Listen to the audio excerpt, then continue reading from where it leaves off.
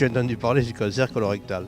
J'ai reçu l'information lorsque j'ai eu 50 ans. Je sais que par exemple mes parents ont reçu un courrier dans leur boîte aux lettres pour les sensibiliser à cette démarche. On en entend parler mais on ne se sent pas concerné. Donc dès que ça arrive à la maison, on se dit quand même, tiens, il faudrait le faire. Je fais le test. Ça peut arriver à tout le monde, donc il vaut mieux faire de la prévention. Après, je dis peut-être une bêtise, je pensais que les hommes étaient beaucoup plus touchés que les femmes. Donc j'aille chez mon médecin me récupérer le matériel et c'est vrai que j'ai oublié la fois précédente, je ne me suis pas reprécipitée pour le récupérer. Oui. Mais je vais le faire, bien sûr. C'est hyper important d'aller se faire dépister. Il y en a de plus en plus, on sait que la propension fait qu'augmenter, donc ouais, je trouve que c'est très bien qu'on soit sensibilisé à ça.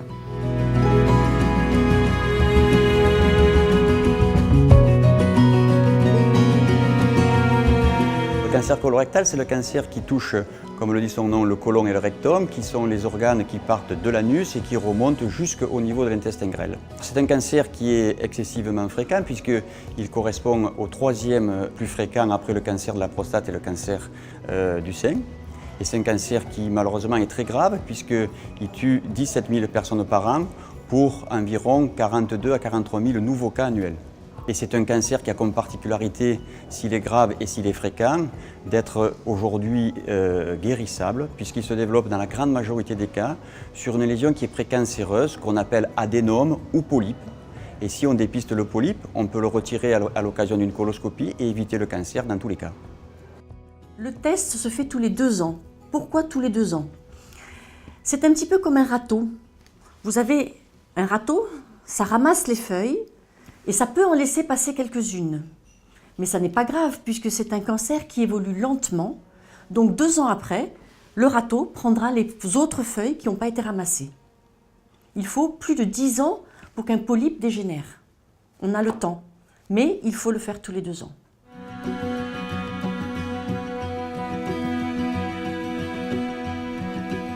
Quand j'ai reçu ce résultat, c'est vrai que j'étais pas très content.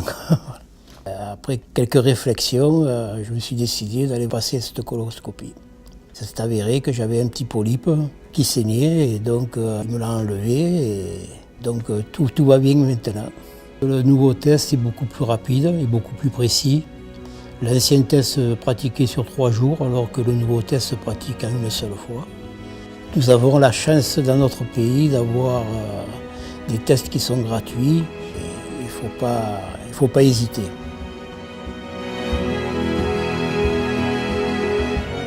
Le dépistage organisé pour le cancer du côlon concerne les femmes et les hommes entre 50 et 74 ans. Le dépistage sert à gagner du temps sur la maladie et à prendre en charge les gens avant qu'ils aient une maladie grave. L'intérêt d'une détection précoce, c'est le meilleur pronostic, puisqu'on dépiste des tout petites lésions, des tout petits cancers, au stade 1 voire au stade 0, et qu'on va guérir dans 9 cas sur 10.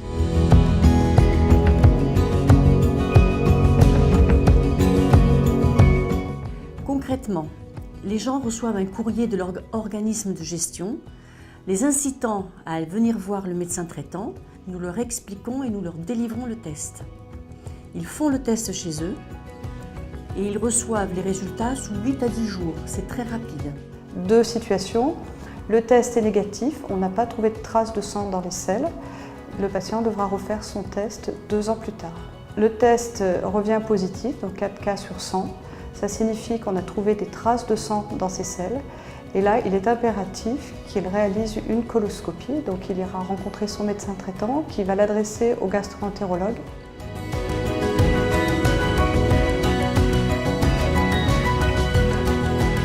Le nouveau test s'appelle le test immunologique, il remplace le test hémoculte.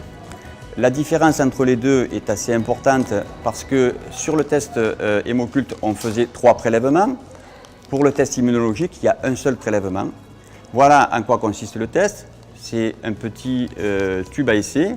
On va ouvrir ce tube à essai.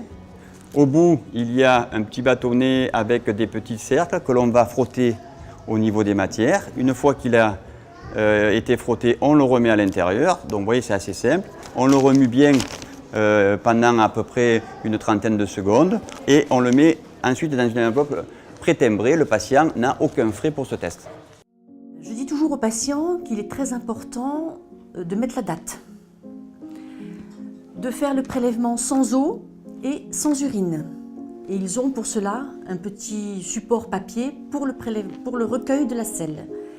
Et puis, il faut l'envoyer rapidement, donc si possible, faire le test en première partie de semaine.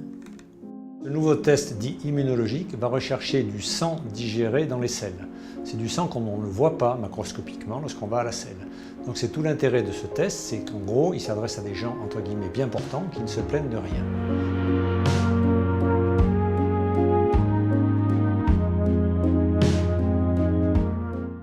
Qu'est-ce qui se passe? On prend un rendez-vous chez son docteur et on va le voir et le docteur dit « Ah oui, je suis au courant ». Alors il m'a bien conseillé en me disant « Faites un petit effort et repassez votre coloscopie ». C'est ce que j'ai fait. Je suis allée à la clinique des Alpes, on m'a passé ma coloscopie et le docteur m'a appelé dans son bureau et m'a dit « Voilà, c'est négatif ». Alors j'ai fait un grand ouf parce qu'on stresse quand même. Quand on reçoit une lettre où on vous dit « Votre test est positif », c'est sûr que la tête, elle travaille un peu quand même. Il vaut 1000 fois mieux un positif qui s'avère négatif plutôt qu'un négatif et puis dans quelques années avoir des problèmes.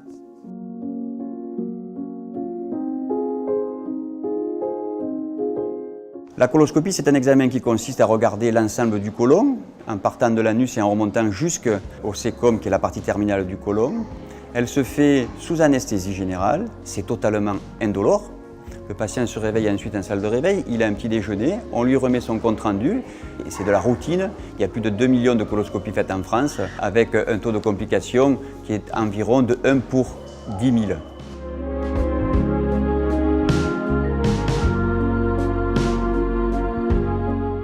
Suite à une coloscopie qui s'est avérée positive, j'ai été pris en charge par une équipe marseillaise pour une intervention, donc une intervention sur un sigmoïde. On m'a enlevé la partie qui était cancéreuse. L'encadrement est parfait, on est pris en charge. Le retour à domicile se fait de manière aussi relativement simple. C'est rapide et c'est tant mieux parce que ça ne vous laisse pas trop le temps de réfléchir. Quand on vous l'annonce, vous prenez globalement la maison sur la tête. Mais tout de suite derrière, vous savez que ça va être un parcours du combattant. S'il y a une notion à retenir, c'est que dès qu'on a quelqu'un dans la famille qui a été touché par le cancer colorectal, il faut impérativement consulter.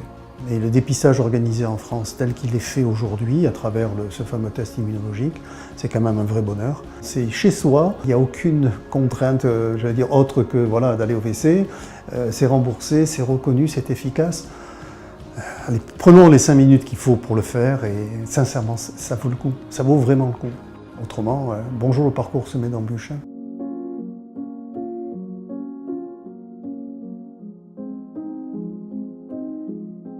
Les facteurs de risque, c'est l'âge, d'abord, 50 à 74 ans. Ce sont les antécédents familiaux, lorsqu'on a des parents au premier degré, c'est-à-dire frères, sœurs, père, mère, enfant. Là, c'est un facteur de risque supplémentaire. Pour prévenir ce cancer, on peut agir sur son mode de vie, c'est-à-dire en gros, éviter le surpoids, ne pas manger trop gras, manger beaucoup de fibres, faire un effort physique minimum. En général, on considère que 30 minutes de marche par jour, c'est correct. Et puis éviter, si possible, mais ça c'est valable pour tous les cancers, l'alcool et le tabac. Mais il faut savoir que même si on a une hygiène de vie parfaite, même si on boit du thé vert et qu'on fait son jogging tous les matins, on a un risque de cancer du côlon. Et malgré l'hygiène de vie, il faudra faire le test de dépistage.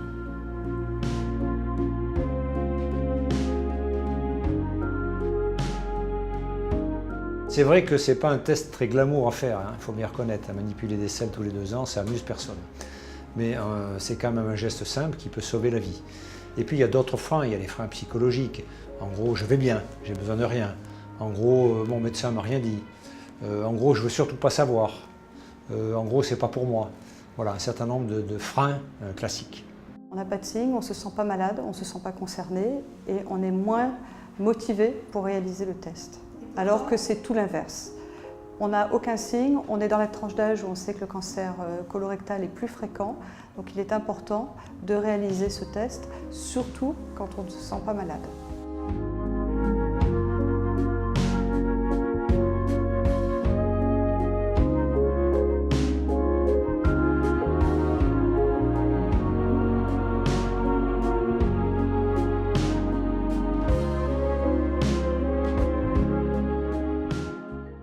Et le dépistage, c'est pratique et donc il faut le faire, il ne faut pas faire l'autruche. Puisque le dépistage, c'est quelque chose qui est facile à faire, ça fait pas mal, alors autant le faire, il faut prévenir les choses et non pas les guérir. Le meilleur traitement possible, c'est de ne pas y rentrer dans cette maladie. Et pour ne pas y rentrer, on a le dépistage organisé. Ça fait partie vraiment des choses qu'on doit faire de manière incontournable. Faites ce dépistage, on dispose maintenant d'un moyen simple avec un seul prélèvement. Aujourd'hui, le cancer du côlon ne devrait plus exister grâce au dépistage. C'est vraiment dommage de ne pas le faire, hein, parce que là, on va essayer de chercher un état précancéreux, donc avant la maladie. Donc faites-le.